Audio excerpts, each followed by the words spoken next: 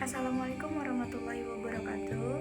Perkenalkan, nama saya Anggraini dengan NIM E10322010557 dari Program Studi Ilmu Pemerintahan Program PPAPK. Pada video kali ini, saya akan mereview sebuah buku yang berjudul Isu-Isu Pembangunan yang ditulis oleh Bapak Dr. Martoyo MA. Dan pada video kali ini, saya akan mereview buku tersebut pada bagian bab 1 dan 2. Selamat menyaksikan. Sebuah buku mengenai isu-isu pembangunan yang ditulis oleh Bapak Dr. Martoyo MA ini memiliki beberapa bab. Dan pada bab 1, Bapak Dr. Martoyo MA menjelaskan mengenai konsep dasar teori pembangunan dalam perspektif diakronis.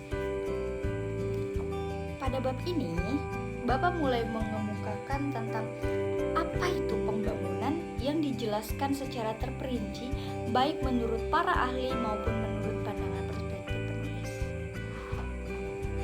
Tidak hanya itu, pada bab pertama, penulis juga menjelaskan mengenai pengertian dan pergeseran nilai dalam teori pembangunan, baik dari aliran klasik dan indikator sosial maupun aliran ekonomi politik neoklasik serta aliran neokromonon.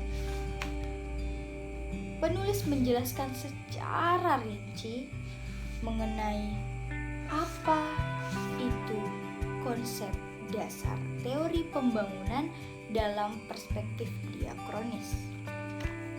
Tidak hanya itu, penulis juga menjelaskan mengenai makna pembangunan adalah sebuah pembentukan nilai, konsep, dan strategi, serta juga mengutamakan pertumbuhan dan dampaknya.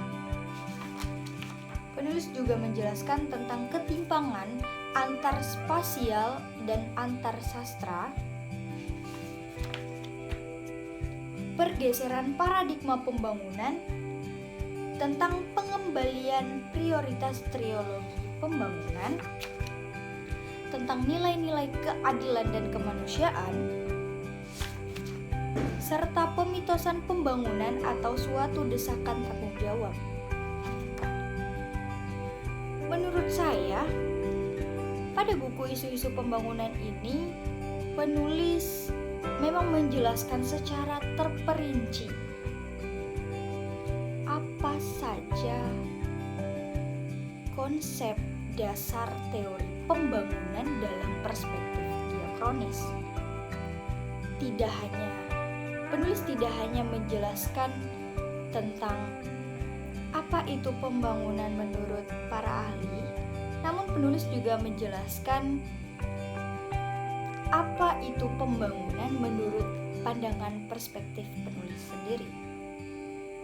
Walau sudah menjelaskan secara terperinci, menurut saya masih banyak kata-kata dalam buku isu-isu pembangunan yang ditulis oleh Bapak Dr. Martoyo MA ini, masih banyak penulisan kata-kata yang masih sulit dimengerti untuk dibaca oleh pembaca seperti saya, karena banyak sekali bahasa-bahasa yang tidak familiar di telinga kami pembaca yang ditulis oleh Bapak.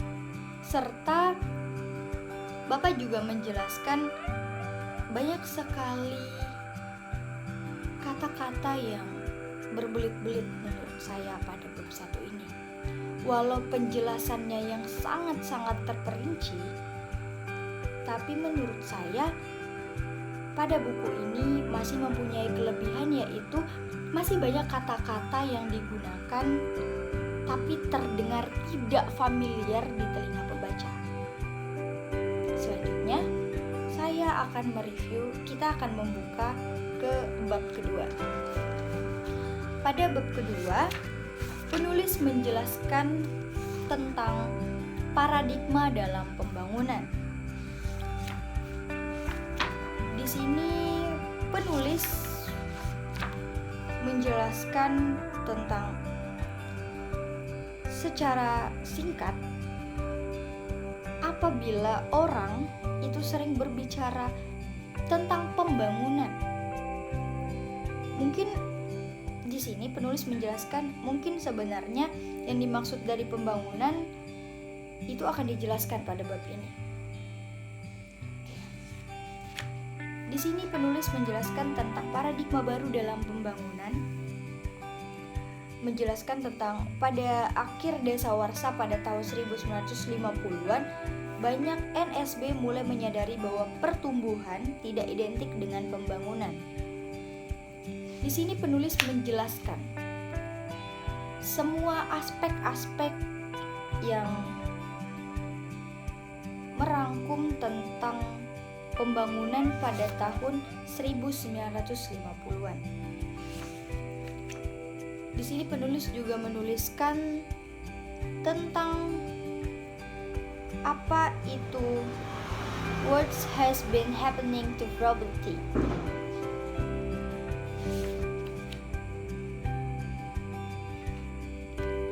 Dan juga di sini penulis menjelaskan tentang strategi pertumbuhan dan distribusi. Strategi yang pertama strategi kebutuhan pokok. Yang kedua, strategi pembangunan mandiri. Yang ketiga adalah strategi pembangunan berkelanjutan. Dan yang keempat, strategi berdimensi etnik. Tulisan yang terdapat pada bab 2 ini cukup mudah dimengerti, walau masih banyak kata-kata yang dipakai oleh penulis. Kebanyakan adalah kata-kata dalam bahasa Inggris. Walau di dalam bahasa Inggris tersebut penulis juga menjelaskan arti Indonesianya. Tetapi yang saya tangkap di sini, penulis telah menjelaskan pandangan ahli Arnott pada tahun 1996 mengenai makna pembangunan. Di sini penulis menjelaskan pemikiran ahli tersebut menggunakan bahasa Inggris, tetapi penulis tidak mencantumkan makna dalam bahasa Indonesianya.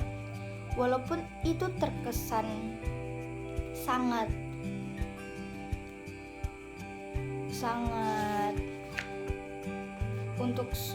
sulit untuk ditulis kembali, mengingat pembaca sangat mencari buku-buku dengan halaman sedikit tetapi dengan